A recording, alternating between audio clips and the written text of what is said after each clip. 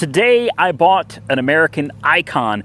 I bought a holy grail car, and I honestly can't believe that it's sitting in my driveway. And on top of that, I can't believe that I got it for so cheap. So here it is, my 1987 Buick Regal Grand National. I know y'all are gonna get mad because it's not really a Regal, is it? It is though. I mean, I've had Regals. It's definitely a Regal, but it's a Buick Regal Grand National. At least that's what I call it. Now, I'm going to tell you right now, I paid $24,850 out the door for this car. That's unheard of. That is unheard of. And yes, it looks as good in the video as it looks in person. And I'm not joking. This car has a paint job. It's filthy dirty because I've actually been daily driving it, trying to work out some of the quirks and some of the bugs, but it looks phenomenal. The paint job on this, I've never seen one so free from orange peel in my life. So somebody spent some money on this.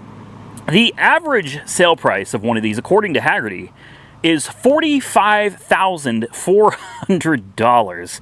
And Hoovie's Garage bought one that needed some work, had subpar paint repair done to it. Still a really nice example, and he paid $35,000, I believe, from a Barrett Jackson auction for his. Now, there's several issues with this car to be addressed, but one of them is the VIN number is missing. This car was actually stolen, and there is the assigned identification number from the state of Arizona. This car was stolen in 1997. However, it does not have a salvage title. The interesting thing is, it was listed as having a branded title. So I'm assuming that the brand is the mileage, because there's an odometer discrepancy, and it's recent. I think in September, this thing was off by 1,000 miles. Somebody obviously got something wrong, or they guessed at the mileage, and they got it about 1,000 miles off. And because of that, 1,000 miles a couple months ago, it was listed, branded as odometer discrepancy. Unbelievable. Unbelievable. A car like this, in this good a condition, and T-tops, and yes, it still has the headliner. It has all of the plastic pieces, the back seats, the shelf in the trunk, the carpet, the door panels. I mean, this thing is in nice shape, and it's got a couple of upgraded options. Number one, this is the Concert Sound 2, and it has the, well, less desirable digital gauges. Believe it or not, that was an upgrade option. It's got the digital gauges. It's also got, yes, air conditioning, real air conditioning. And look how good this center console is. I mean, this thing, it's honestly in phenomenal shape. Now, in case you're wondering, the original MSRP on this car was $18,295. Today, that would be $49,568.66. That's that's crazy, but the numbers under the hood of this, in my opinion, are even crazier.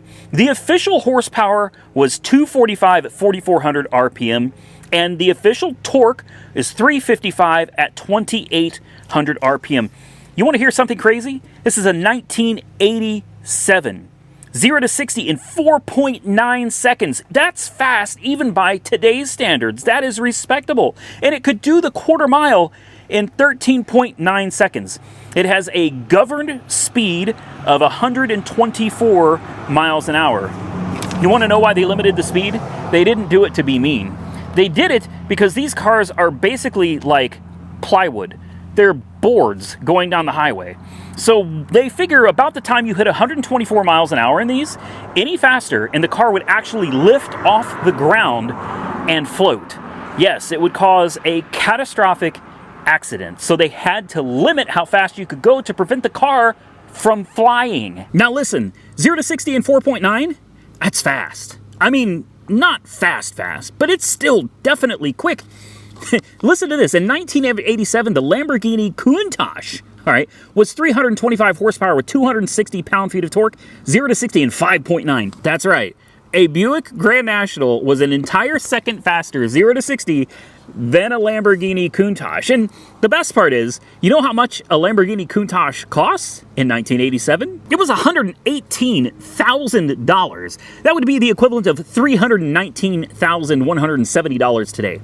Yeah, so the difference in today's money, picture this, in today's money, 50 grand for the Buick, or over 300 grand for the Lamborghini that is actually a full second slower than the Buick in the 0 to 60. Now, let's keep things fair here. Although the Buick could get 0 to 60 faster, the Lamborghini Countach would absolutely destroy the Buick everywhere else. The quarter mile, it was about a second faster in the quarter mile than the Buick Grand National. It did the quarter mile in 12.9, and it had a top speed of 185 miles an hour, which is significantly faster, which tells you if you really laid them flat out, the Lamborghini Countach would eventually destroy the Grand National. But still, you're talking about a difference between $50,000 and $320,000. I'll take the Grand National all day. Besides that, have you seen a Lamborghini Countach? They look cool, but driving one? No thanks, man. Buick all day long. Now, before we take this car on a drive and I show you how bad it really is, it looks great. And there's a reason I got it cheap, though. There's definitely some problems going on. And I've had to order a bunch of parts. I've ordered some specialty tools to help us diagnose this. But I want you to listen to this real quick, okay? A 2022 Chevy Camaro SS has 455 horsepower, 455 pound-feet of torque, 0 to 60 in 4.2. 2022 Challenger Scat Pack, 485 horsepower, 475 foot-pounds of torque, 0 to 60, 4.2. This car right here, it does not have 485 horsepower or 485 foot-pounds of torques. It's got an old-school V6 with a single turbocharger.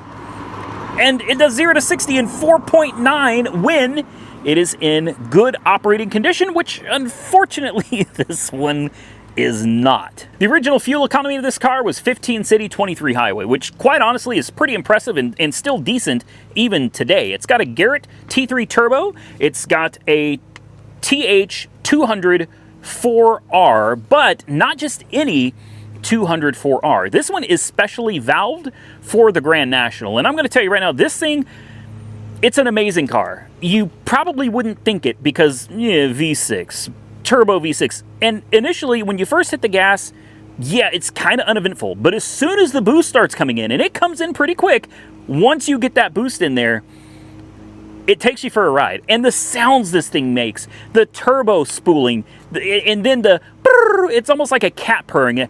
Pew, pew. You gotta hear it, guys. It's honestly a really fun car. But if I'm being completely honest, between the two of these, this one rides better. This one is way more comfortable than this one. Now, of course, you can see the Grand National sits a lot lower to the ground. We've got like, I don't know, 20 inches of gap between the wheel and the fender there. And not nearly as much here. The wheels on this are aftermarket, and I love the fronts, I hate the backs. It has air shocks on the back, and they went with AC Delco, so it's actually like factory original looking. But this is the part that I really don't like. I have to put the air shocks up to about 110 pounds to get the back end of the car high enough off the ground that I'm not tearing up these tires and wheels. And these tires are probably not cheap.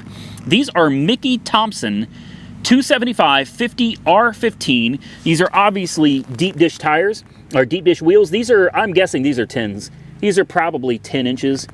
At a minimum, they're 8s, but they're probably 10s. But these are Mickey Thompson ET Street SS's. And they're probably not cheap. And these tires, honest to God, way too much tire for this car. This is a stock Grand National.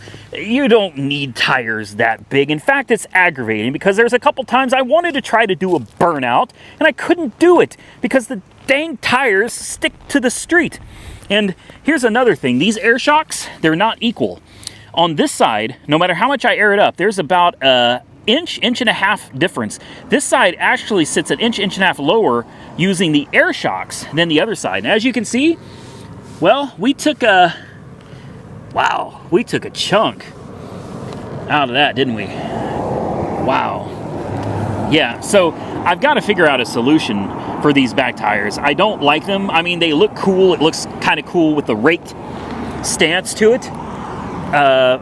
but we've got to fix that, guys. And the only thing I can think is to put the factory size wheels and tires back on the car. On the fronts, we've got what look like brand new Cooper Cobra Radial GTs. These are 235/60/15, which is the wrong size. Originally, this car would have had, I don't know, like 215/65/15. It's something like that. Maybe even 205/65/15. And I've already ordered a set of tires to go on this car, and then something happened. I actually found these aftermarket wheels. The fronts are 15x7s, and I believe the back is 15x10. Well, I ordered a pair from High something. They specialize in this type of stuff. And I ordered those wheels right there to put on the back, and I ordered a full set of tires because I don't know how old any of these are. Well, the tires are here. They've been delivered, and then I got a phone call from the company selling the wheels saying that they don't have them anymore. Nobody carries them, and they will not be in stock until sometime in the first quarter of 2024. So I did my due diligence. I looked around desperately trying to find these wheels. I only need 2 of them. I need 2 of the aluminum 15x7s. I can't find them. Everybody that sells them is sold out. I found one on eBay for like $197, but one wheel isn't going to help me. I need 2. Looking around on Facebook Marketplace and on eBay, I found original steel wheels for these, but they're all in pretty rough shape, and they want over $1,000 for them. It's not happening, guys. I'm not going to end up paying $1,000 or $1,200 for a couple of wheels. It's just not going to happen, and I don't want the original ones. I want these newer ones that are aluminum and a little bit lighter. All right, so let's get in to the meat of the video, which is checking the car out. I know a lot of you have already caught this, and you're probably really angry with me. What is going on here? This is a mass airflow sensor, and here's part of the mass airflow sensor. This was all connected until yesterday.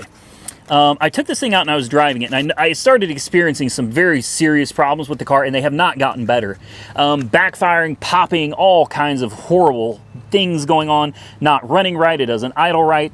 Here's the interesting thing. It was doing just fine until it got down to half a tank. In fact, it was a little over half a tank. It still had 12 gallons. This is a 20-gallon tank. So it still had a little bit of fuel in it, quite a bit of fuel in it. So it's not like it was starving for fuel, but that's exactly the way this car acts. It acts like it's starving for fuel. We'll see how it does. Right now it's got 8 gallons in it, but it idles terribly bad. And it didn't do this before I ran through just under half a tank of gas. So it got me wondering, and it died. It got me wondering if maybe somebody mixed some old gas with some new gas. This car obviously sat for a long time. If you look closely at the steering wheel, there's a little bit of rust specks up here. It's got a few cosmetic challenges. You know, this ring around the horn has got a crack in it.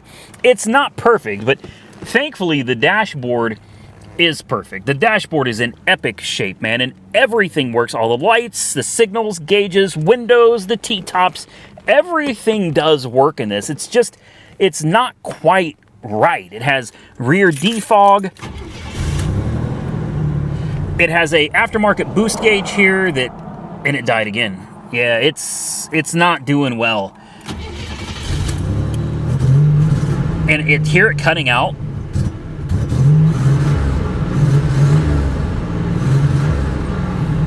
It's not good. And it's probably going to die again.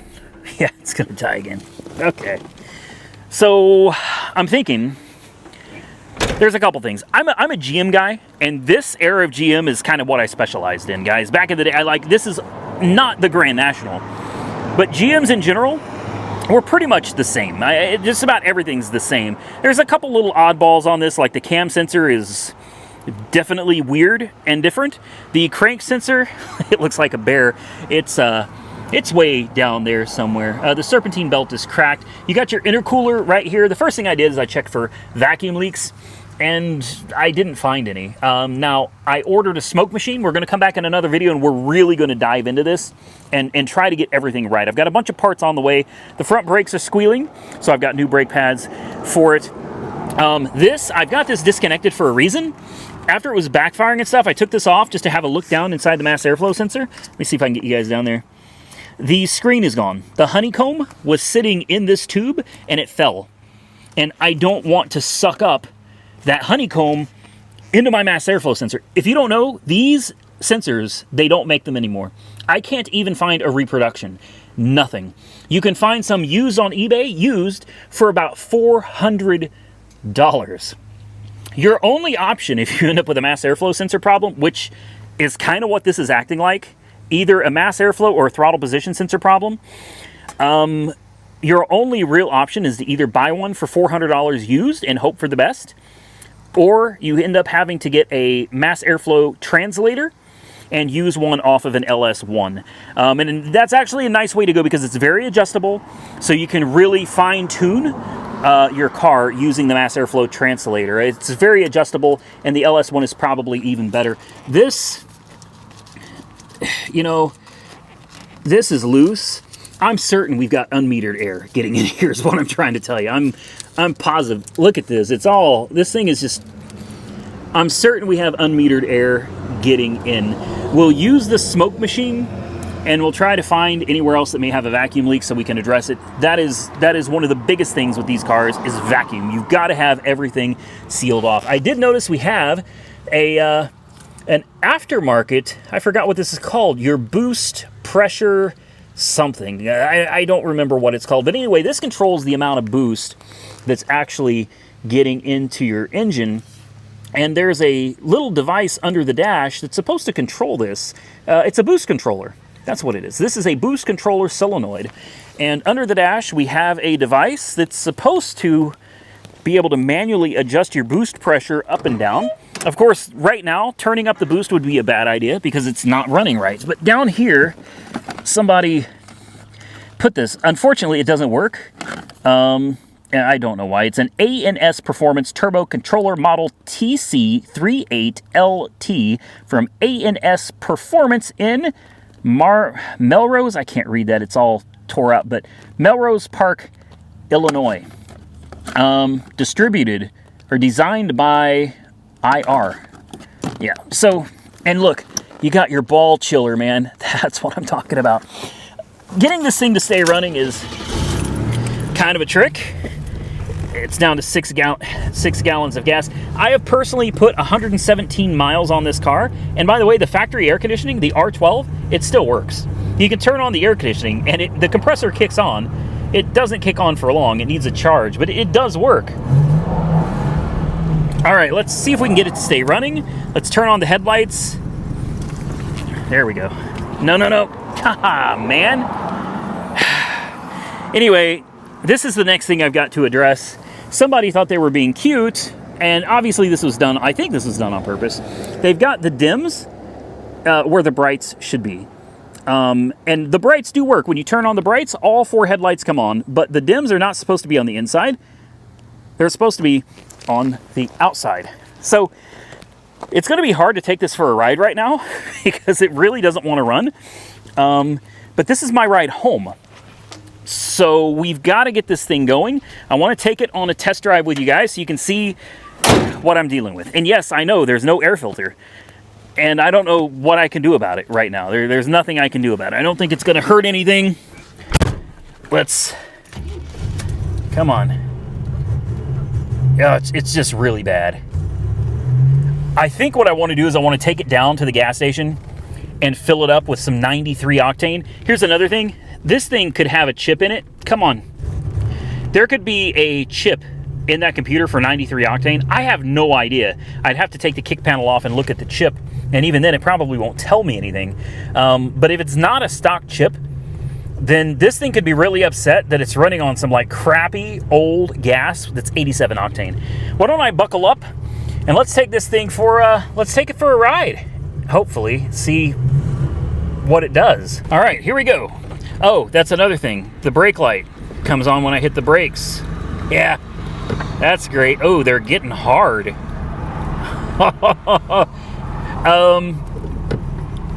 Wow. Yeah, the brakes are, yeah, it's got that Power Master brake system. It's not good. The Power Master brake system was really, really, really bad. So brakes are something we're gonna have to address. Oh, the front wheels also rub. The front tires. All right, here we go. Hear it cutting out. Hopefully you can hear that turbo. Let's get you on the boost gauge here. There's 10 pounds and it starts cutting out really bad. Did you hear that? That brrrr.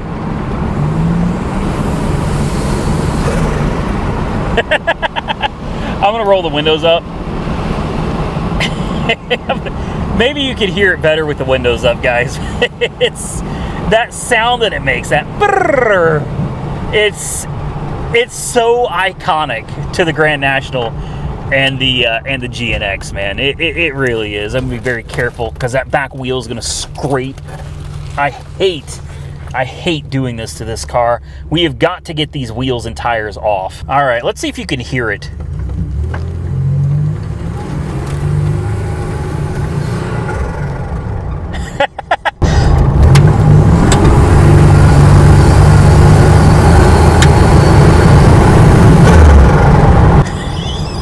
I love it. It gets to 10 pounds of boost and then it just starts cutting out. It cuts out really bad. The brake light keeps coming on. That's not good. The front brakes are squealing. It needs some work, guys. And I just got done ordering some of the most common parts. Spark plugs, obviously, these are probably coppers. They're probably long overdue to be changed. Plug wires, a fuel filter. Legit Street Cars had some pretty serious problems because of a fuel filter with his. So that's something that I definitely got, and we'll address that as well. Front brake pads because the brakes squeal. But why it's running so badly, I just don't know. So now that we took it on a ride, it seems like it's willing to stay running for us. I have no check engine light. That's another problem. I have no check engine light for this car, and that sucks because if the check engine light would come on, we would be able to diagnose it and figure out what's going on, hopefully fix it. Looks like we're leaking a little bit of oil out of here. Be worth checking the seal on that, see what's going on. This Power Master system was overfilled. This side is only supposed to be about half full, and this side is supposed to be full. Somebody overfilled it, and because of that, it is kind of puking brake fluid all over the place. So again, this is a common problem, and what most people do is they delete the whole thing. They just take this whole thing out and they put a brake booster in. They change this manifold right here that has a port. You run an additional line over to your brake booster, and you have to change out the brake pedal. So that's probably what we're gonna end up having to do on this one, because number one, finding these next to impossible. They're super expensive, they're hard to bleed and diagnose. It's just a major pain in the backside. But as you can see, the idle on this thing is horrible. It's so bad. And it gets so much worse when you put a load on it. So could it be gasoline? Maybe, because it was running a lot better until it started running through some of the gas. You can give it a little throttle here. It's responsive.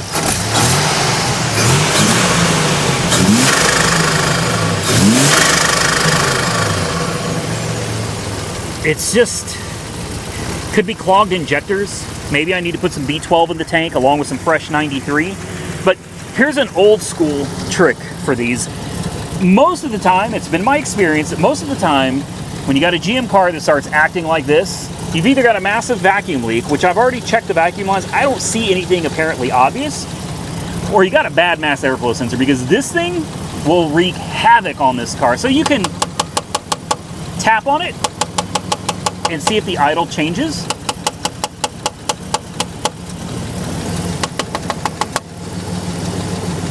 I don't know. You can also disconnect it, and 9 times out of 10 they'll die.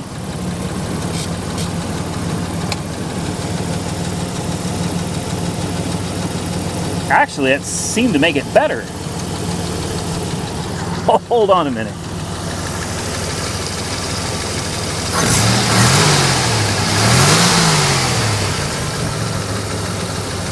It's idling a ton better. Before, this thing was like blah blah blah. I also hear a slight exhaust leak coming from somewhere over there. Let's plug this back in. Hold on. We may have already diagnosed it. I didn't even intend to do that. I bought a special diagnostic code reader for this car. And there it goes, back to crappy again. See how it's stuttering and stumbling like me? Vibrating all over the place. As soon as I disconnect it, it runs better.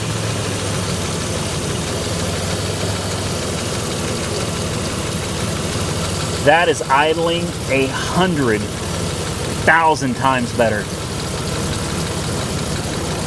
No way. No way. It's probably not going to want to drive very well. That mass airflow sensor is very important. Oh, and we finally have a check engine light. There we go. Well, and that brake light is getting progressively worse. Let's just see what happens. Like, it needs that mass airflow sensor. Like, really, it's very, very important.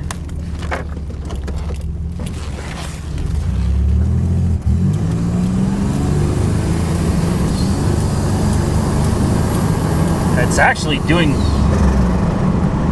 doing pretty decent. It also pulls to the right a little bit. Like I said, there's a lot, guys. There's a lot to go through on this car, which I think will make it a lot of fun for the channel, because we definitely have some diagnosing and some repair work to do on this. Yeah, it's still cutting out. Oh, we got 11 pounds of boost on that one. Oh! So it's probably not fuel. This is looking like a mass airflow. That was just a lucky guess. That was just pure luck. It still breaks up when you first give it throttle. There goes the front brake squealing. Let's get it back on the road here.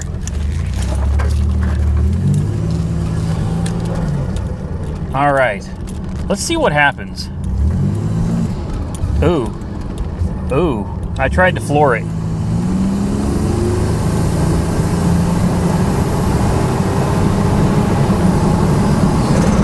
It holds boost. It does. It doesn't break up like it was before. I'm gonna slow it down. We're gonna get into the boost again. Watch this. 11 pounds. 11 pounds. Yeah, it holds boost now. It's maintaining boost without breaking up. So it's not the fuel. That's not the fuel. That mass airflow sensor has got to be bad. I mean, I guess that's good news. Sort of. Not entirely. Because, like I said, the mass airflow sensor is... it's very expensive. We'll do it again. Oop. There it is, breaking up again. There it goes. Oh, we've got up to 13 pounds. We had it at 13 pounds of boost.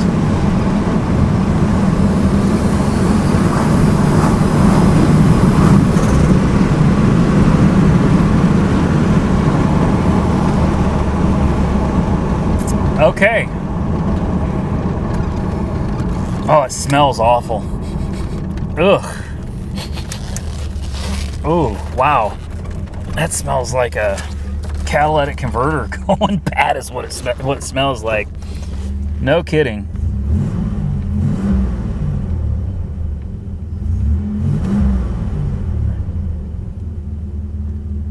It's idling very well. Let's see how it starts, because before it wouldn't want to start. Uh-oh.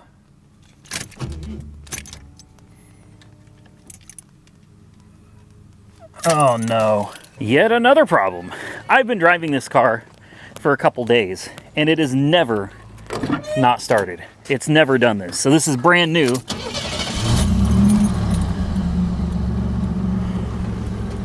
great.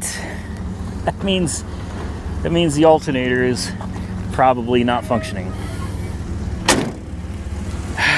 I'm so far loving my initial experience with owning a Grand National. This is a car that everybody says they would own. Like, everybody would own one of these. They would never get rid of it. This is the car that you want to have. Well, you know, this is old school technology, guys. Makes diagnosing a lot harder. It's not nearly as complicated of a computer system. So you don't have all of the tools available today that you would have in modern cars. You've got to use some old school tools that kind of guide you in the right direction, but they don't necessarily give you the answer. I'm really concerned that this alternator does not appear to be charging.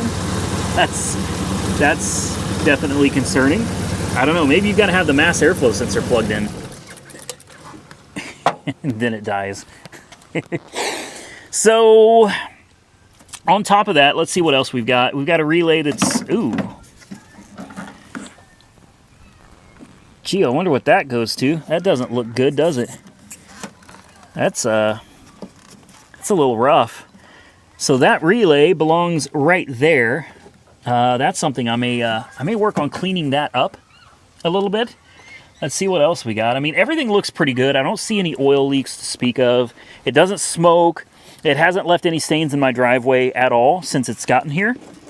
There's this.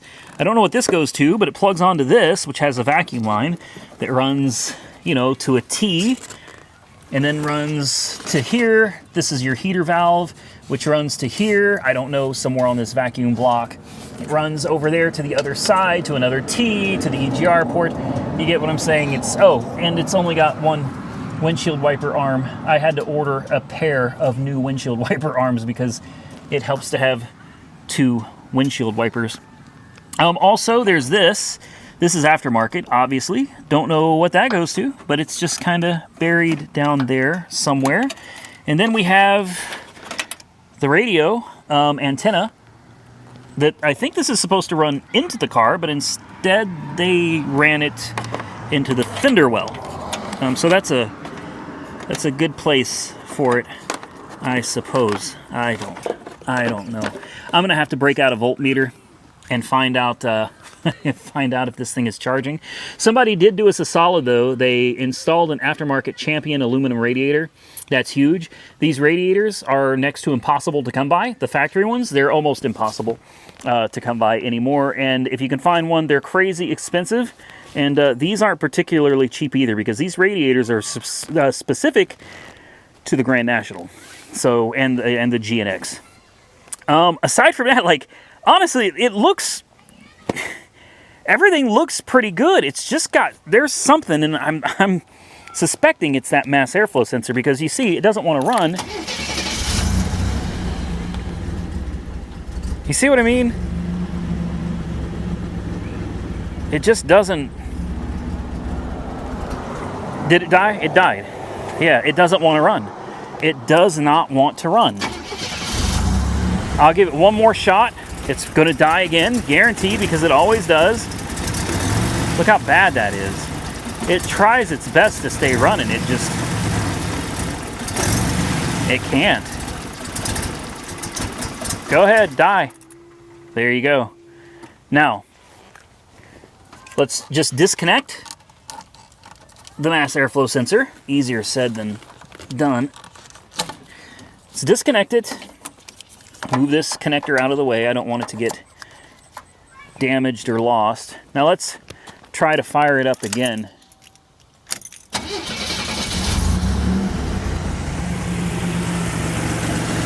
And look at the difference. It stays idling. And even though it's still a little on the jumpy side, the engine still shakes around a little bit. It's nowhere near as bad as it was before. And it doesn't die. That's important. It stays running. Now these spark plug wires look like they're probably fine, but I would be willing to bet that the spark plugs need to be replaced. We're going to go ahead and do that.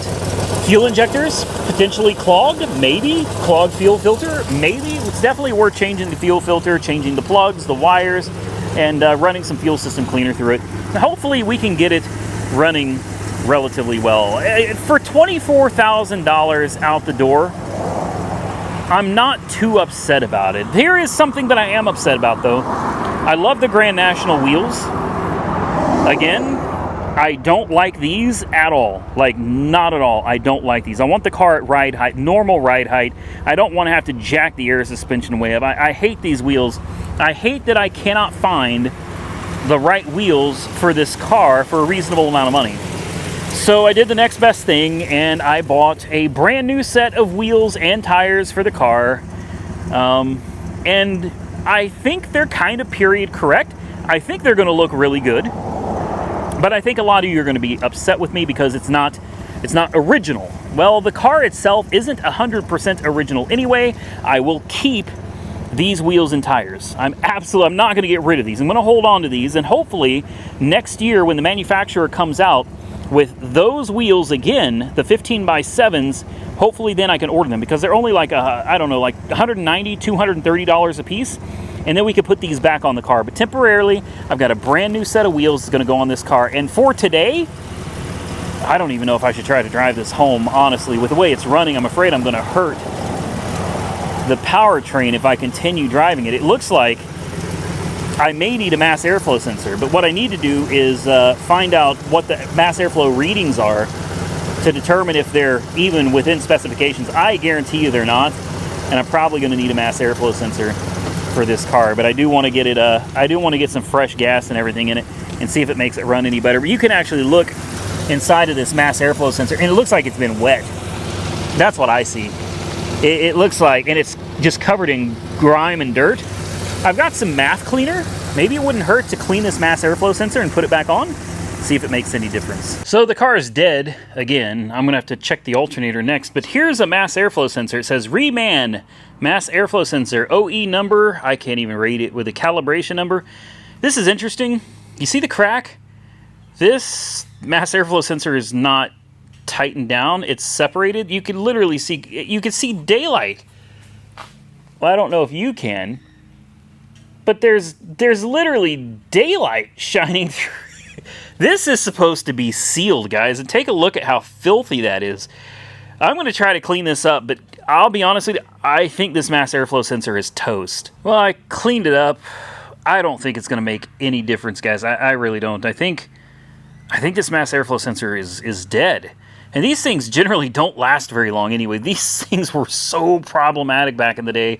You seemed like you were replacing them every couple of months. In fact, most people kept a spare along with an ignition control module, coils, crank sensor, cam sensor. I mean, these things failed so often that you had to keep spares. The problem is it's getting harder and harder to find stuff like this for these old cars. Now, coming up, we're going to be working on the Monte Carlo SS. So I went all the way with it.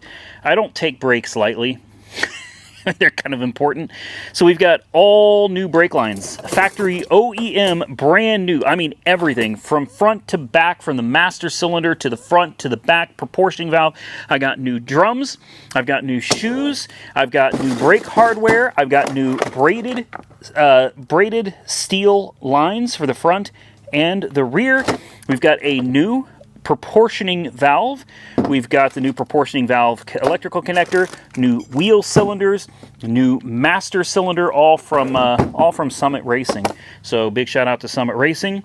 Lots of parts coming for the Monte Carlo SS. So stay tuned for that. And a sneak preview, I bought these for the Monte Carlo SS. Yeah, these are supposed to be for the Monte. But unfortunately, I don't think I can drive this car much further in its current condition. So this car may end up parked down here. I had intended to take it home, but the alternator appears to not be charging, and it's not running well. Oh, you know what I forgot? I disconnected the computer to reset it. Old school trick on these cars, man. I do love these old schools. This right here, connector for the computer, and it plugs in to this other side of the orange connector right here. You disconnect this and you can reset your computer without having to take your battery terminals off. it's easier to do two-handed. With everything reconnected, we'll see if it runs. I mean, I'm sure it's going to run, but I don't think it's going to run any better. I think the mass airflow sensor is completely shot.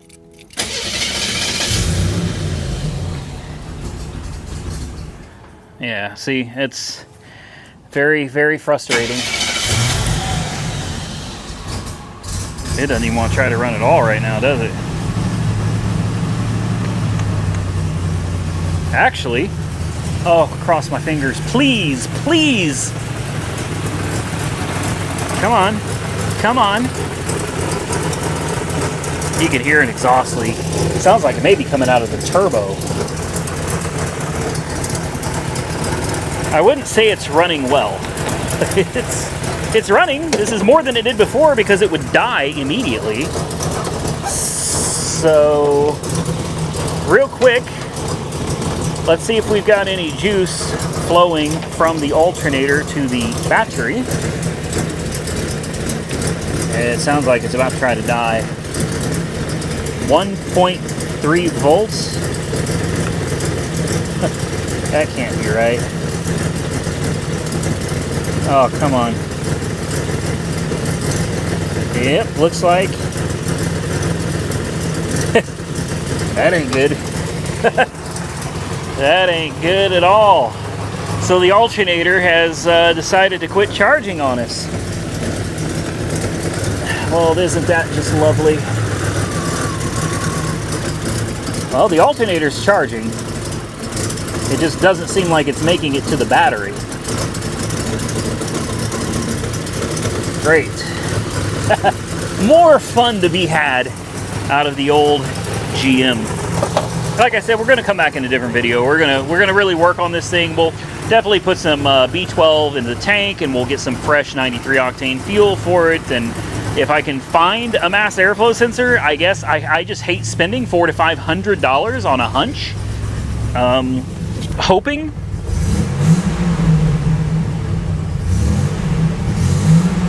that it fixes it. I don't know.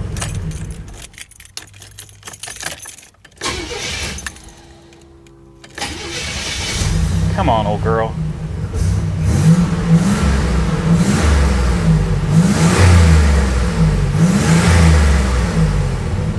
I mean, it doesn't sound too bad right now. And it's not dying. And currently, it actually sounds pretty damn good for a Grand National. Believe it or not, the majority of them sit here and idle a little rough. Probably vacuum leaks, maybe at the throttle blade assembly. We know that the mass airflow is not sealed either, so give me a couple minutes. Let me see if I can figure out why I don't have any voltage getting from the alternator to my battery. And now it's gonna die. Well, boys, I think I found the problem with the alternator. You guys tell me what you think. Oh, what is this? Wow, sparks. Yeah, that's not even tight. You know, low voltage will cause all kinds of problems with these cars. Let me adjust that real quick and see if it makes any difference. So, will it start? Let's hope. I cleaned up the terminals, including the battery terminals. I cleaned the wires and everything up. I cleaned all of this up. I put it all back together. Everything is bolted down. It probably still needs a jump start, but it runs. And again, not well. Let's just hope that over here we're seeing around 13 volts, because before we were getting absolutely nothing. Let's see what it shows us here. Please work. Aha! And it's barely running, and we're still getting almost 14 volts. Perfect. Let me shut that off. That's one problem down, but as you can see, we're back to it running like absolute crap again. And then, as soon as you disconnect it, well, Now it runs just as... I don't know, man. Plug it in. Come on. What is going on here, man? There we go. Come on. Stay with me. Stay with me. This is just not going well.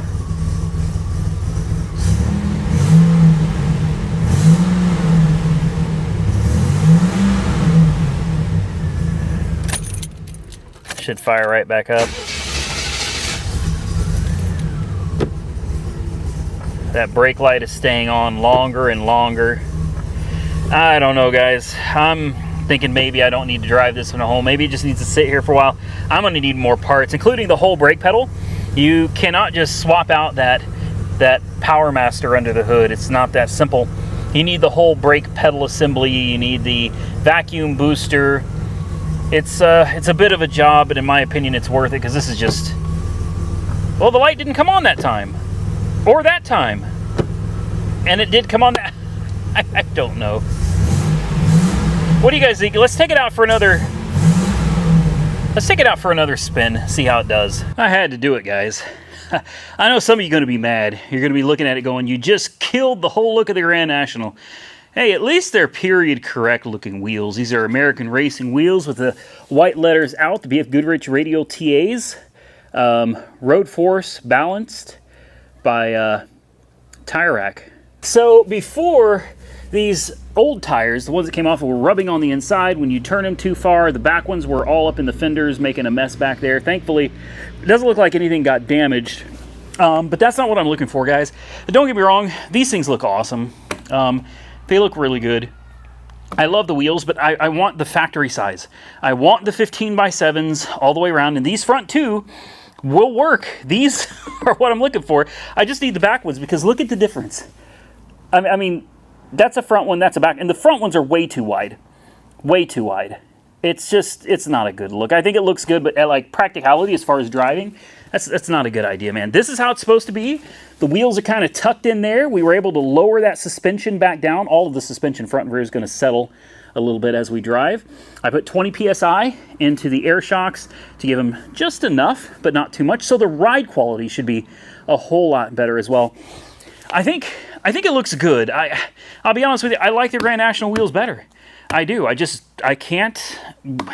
It's going to take a while. Now, like I said, I actually already ordered another set of wheels and tires for this. I actually ordered the Cooper Cobras on another set of wheels that are similar but not quite. They got a little bit of a kind of a 5-star pattern to them. You know what I mean? But I don't know. Maybe I'll just leave these on here for now. And yeah, I don't know. I'll figure it out later. I could put the other ones on here, but it seems kind of stupid to go through all that trouble. Let's see if it wants to run. I'll be damned. It's almost like the car's happy. Let me buckle up. Let's take it for a ride. I'll bet it rides a lot better on its new wheels and tires. I guarantee it does. I found the front end is a little loose. There's a couple suspension components under there going to need to be addressed. That's like, the more you peel back the layers of this onion, the more it's going to make you cry. Let's see what it does. Hopefully Roxy's not back there. Good Lord. Gentle, gentle, gentle. I almost hate bringing this car out. These new wheels, bringing them out into this kind of gnarly weather. There we go. Well, let's take it for a little ride. It runs like crap. It really does. It's still breaking up. I guess I just need an oxygen, or not an oxygen sensor. I wish it was an oxygen sensor. I need a mass airflow sensor. I am fairly certain that's the problem. Jessica was kind enough to find one on eBay for me, a new old stock for $999 with no guarantee. So that's, yeah. Come on. Oh, it spun the tires. Yes! I didn't even try to. I wasn't even trying. When that boost kicked in, them tires let loose. Oh, man. That's what I'm talking about. That's what I'm talking about. It needs a little work, but it's getting better, guys. Let's give her a little pull. Oh, wow. All right. I gotta roll these windows up again. Not too shabby. Not too shabby at all. And it got into the boost there, and it actually ran halfway decent. I know that it still needs the mass airflow. I know, but all right, let's see what kind of boost we get here. Here we go.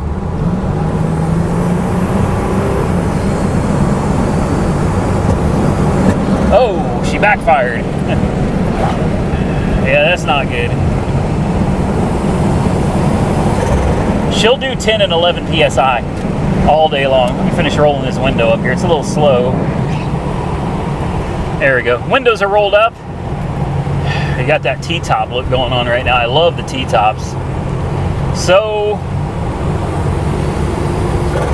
man, when that boost kicks in though, seriously guys, it's pretty nice. It's got a very unique feel to it. Definitely not something you would normally expect out of a General Motors product from this era. It's very unique. It's got a personality that's all its own, man.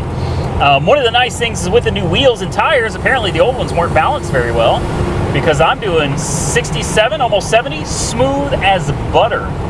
I was on the interstate yesterday driving this car 70 miles an hour, and the whole car was shaking. Like it was terrifying. The digital gauges seem to work, although somebody turned off the turbo power, and I don't know what else was down there. I guess that's it. Wasn't there supposed to be a tach? I don't know, maybe not on the digital gauges. Anyway, I mean, she'll get, and she's holding 10 PSI. If you're gentle on the throttle, it won't break up. It's when you really start leaning into it. So, I mean, we could also have a miscalibrated throttle position sensor. But I wanted you to see that, like, you could absolutely get up to speed in this car. It gets a little loud, but look at the steering wheel. It's smooth as butter. Not a problem at all. The car is nice and solid. It's not shaky. Just a lot of wind noise. And by the way, I know you guys are going to ask if the T-tops leak. They do not. I actually washed the car the other day in my driveway, and nothing inside the car got wet.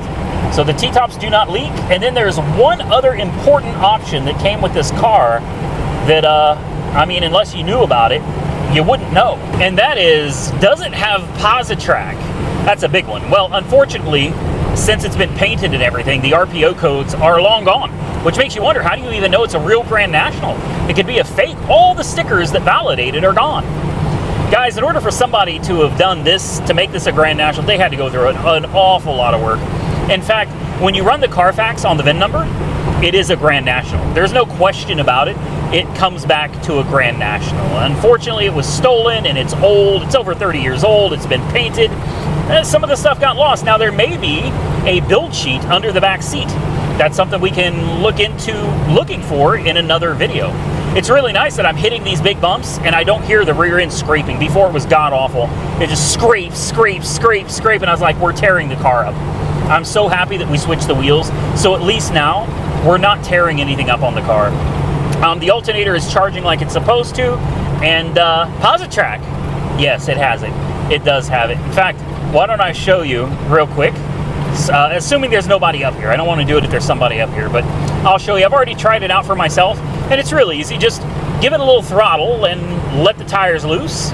You'll quickly find out if it's Positrack or not. So we made it. This would normally be our 5-mile mark. So what I'm going to do is I'm going to kind of brake torque it a little bit. I've got my foot on the brake. I'm going to rev it up. I don't have a tach, so I have no way of knowing exactly how high the RPMs are, but I want to get it into the power band, which is somewhere around 2,000 RPM. And I'm just going to kind of let it slide the tires a little bit.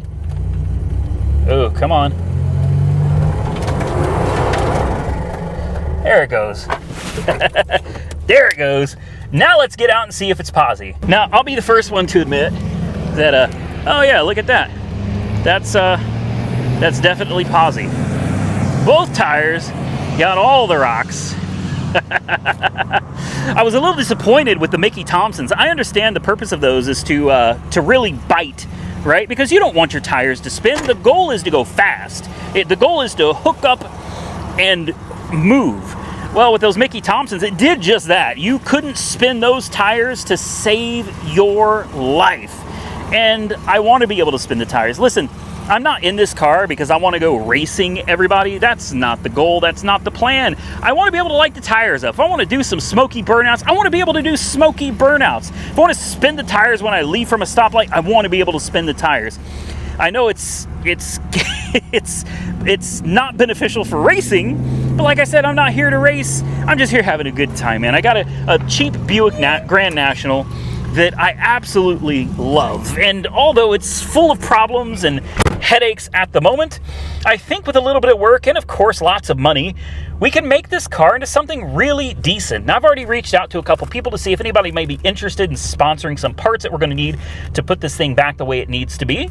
And we'll see what happens. If we hear back from them, great. If they want to work with us, absolutely great. If not, well, we'll do it like we always have. We'll do it ourselves. Surprisingly, it's not running half bad at the moment. I really got into it, guys. I had some fun with it, and it is it's an absolute blast with the new wheels and tires on it. It really is. I know some of you are going to love them and some of you are going to hate them. These were actually for this car. And so many of you are like, oh, you got to keep these wheels. Guys, take a look at these things. Yes, they could be refinished, and that's really what they need. These are all pretty rough, but you tell me what you think. Do you like the look of these wheels and tires on the car? Again, I don't plan on keeping them forever, but long enough into next year until I can find 2 Grand National wheels, aluminum wheels for the bag. What do you think? I actually think it looks good.